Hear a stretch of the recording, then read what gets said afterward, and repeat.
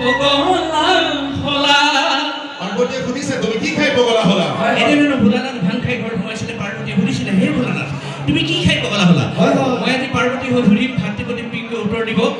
হে ভোলানাথ কি খাই পগলা হলা শুনা পাৰ্বতী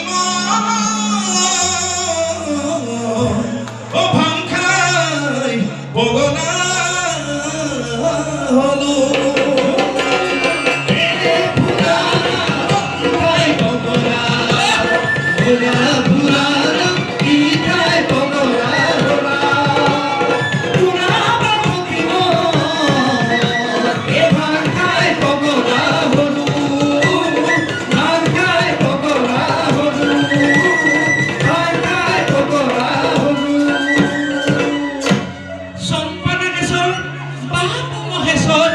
পাৰ্বতীৰ